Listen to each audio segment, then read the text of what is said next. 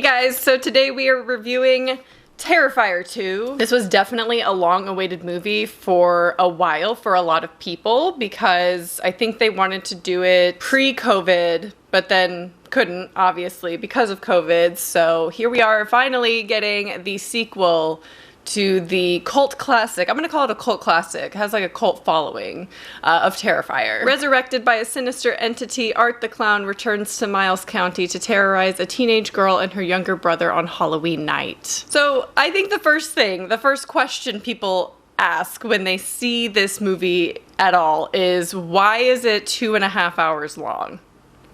What is going on? How long is the first movie? Let me see. Wow, the first one came out in 2016. It really has been 6 years since we got to see Art the Clown. And the first Terrifier was an hour and a half, not even. Hour 26 minutes.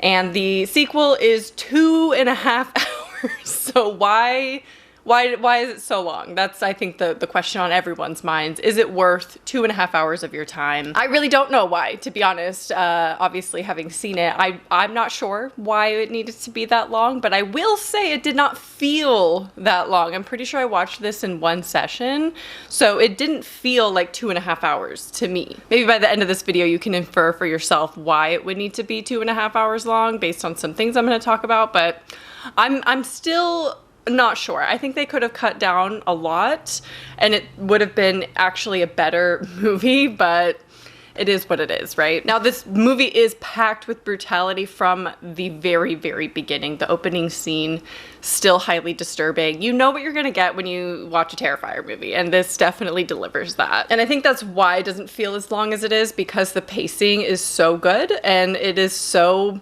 much. It's a lot. It's a lot of gore, a lot of kill scenes, death scenes, gory scenes, disturbing. On paper, for what kind of movie this is, it doesn't need to be 2.5 hours long. I think it would have been better condensed. However, it didn't feel that long, so I don't really know. I don't really have an opinion on the length of this movie. Now, I will say you probably should have seen the first Terrifier going into Terrifier 2. I assume most of you have, but these movies aren't that deep, to be honest. You're not really in it for a lot of the plot. So feel free to watch them out of order. It's really not that serious if you haven't seen the first one. They do reference the first one here and there, like a couple of times. So it would be better to have seen it, but honestly, you're getting gore and brutality in these movies. You're not getting a lot of story that's like really important. So Terrifier 2 definitely had like the same amount of cheese factor as the first one.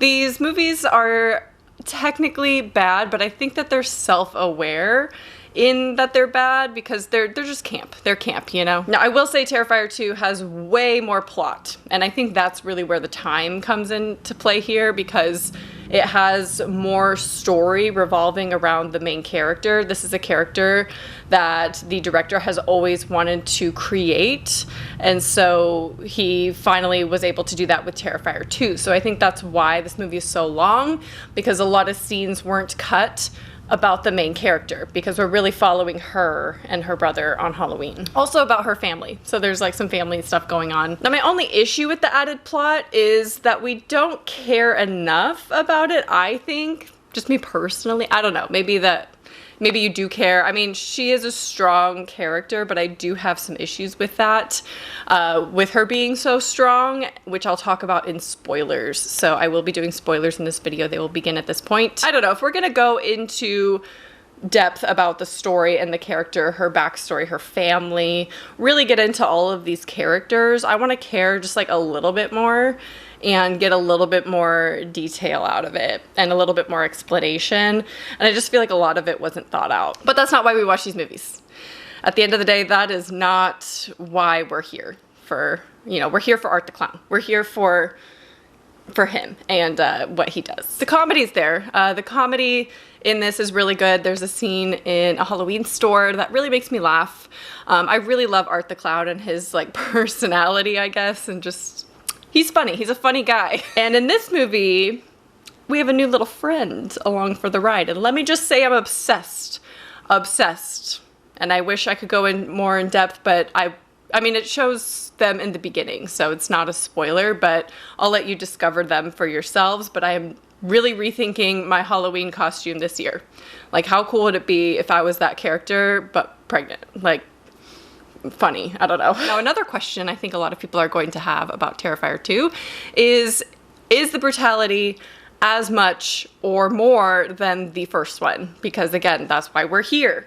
We're here for the gore. We're here for the kills, for Art the Clown, and absolutely the brutality. I mean, it's over an hour longer, so yeah, we're getting a lot more. We're getting a lot more disturbing kill scenes. I will say that the Saw scene that's so famous in the first movie is more psychologically disturbing, I think, to watch.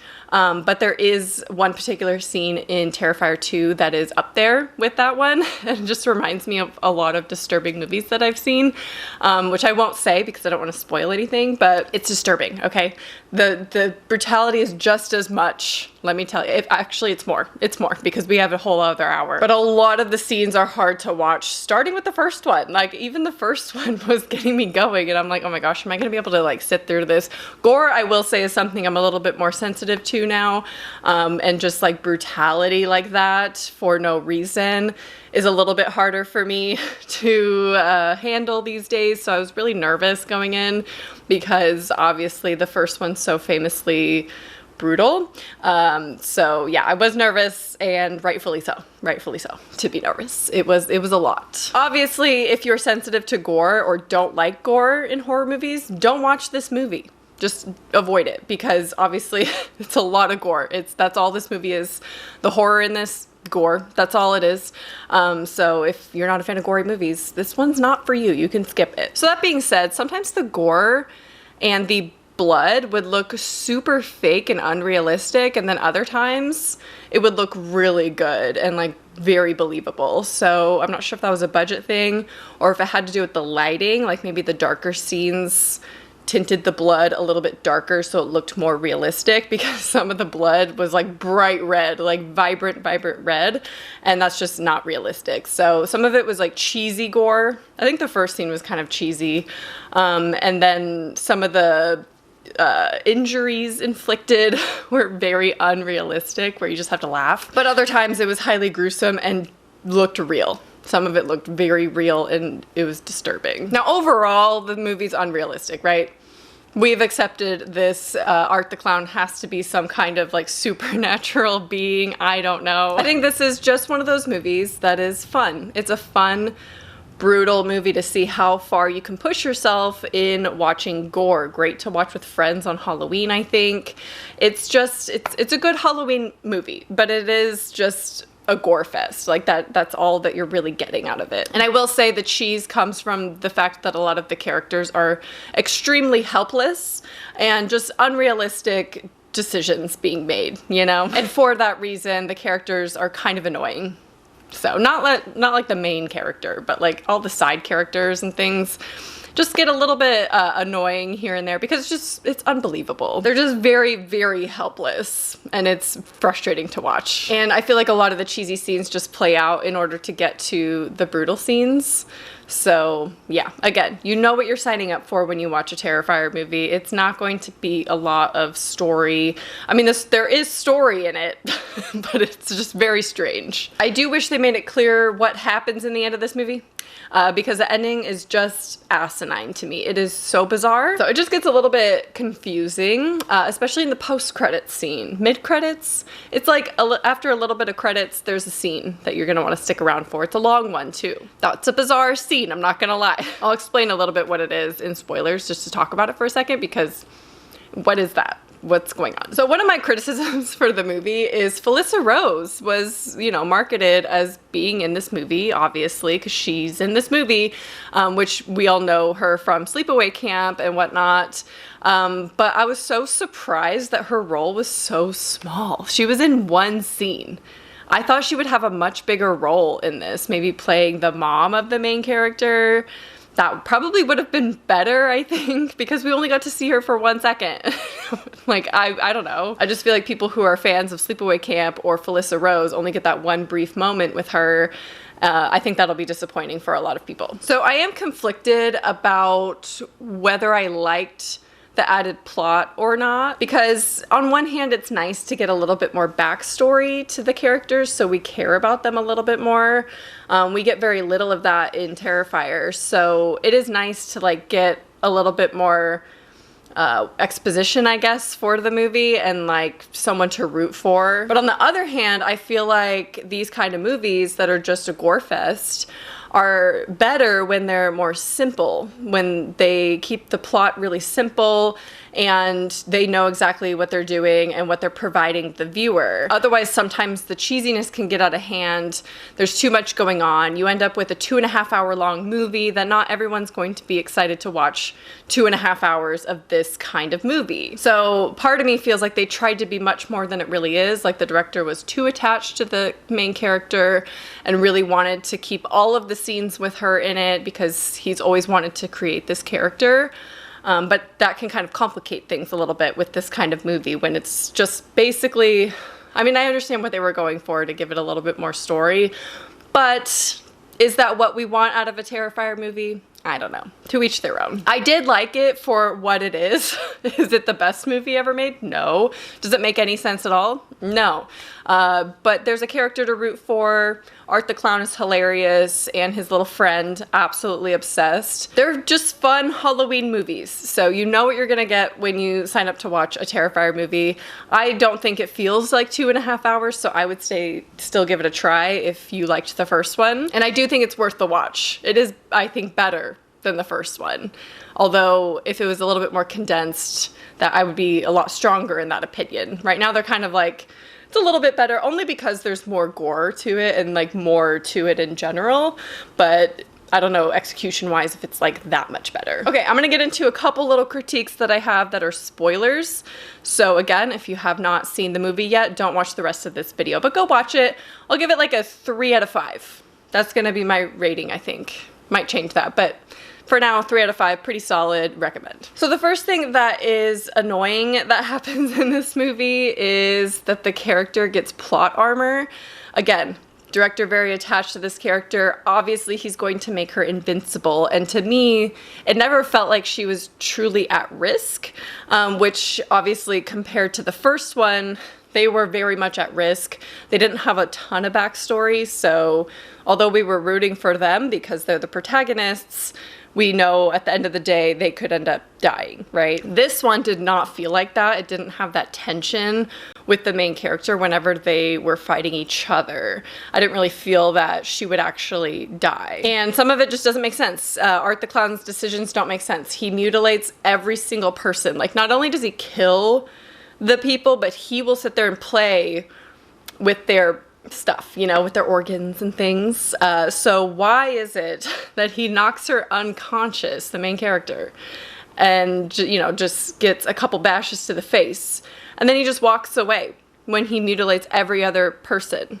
To me, that was just unrealistic for the character of Art the Clown, because if he was able to knock her unconscious, he would just mutilate her. Like, that's just what he does. So I'm just confused why he just left her there and decided to leave. Like, that doesn't make any sense to me. Also, there was a conversation between her and her brother, and this is like what I mean by the cheesiness coming into play. This is exactly how it plays out.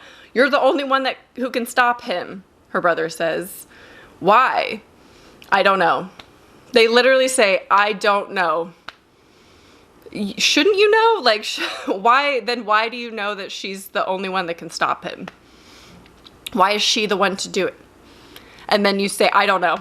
I don't know why.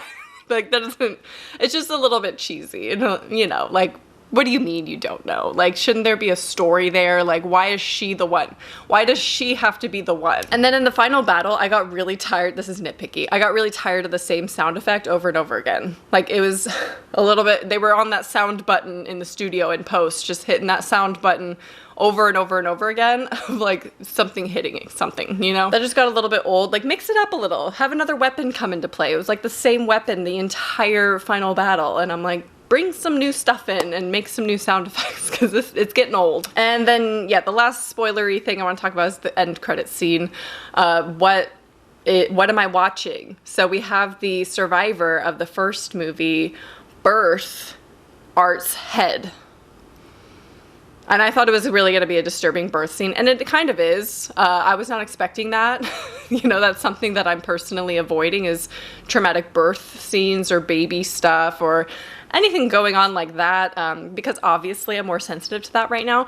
And I thought I was in the clear, didn't think anything of it. And then that scene starts happening. I'm like, really? Am I going to have to watch this like disturbing birth scene? And it wasn't that bad, because she just births his head. So it's not like she births a baby or anything like that. It's just his head.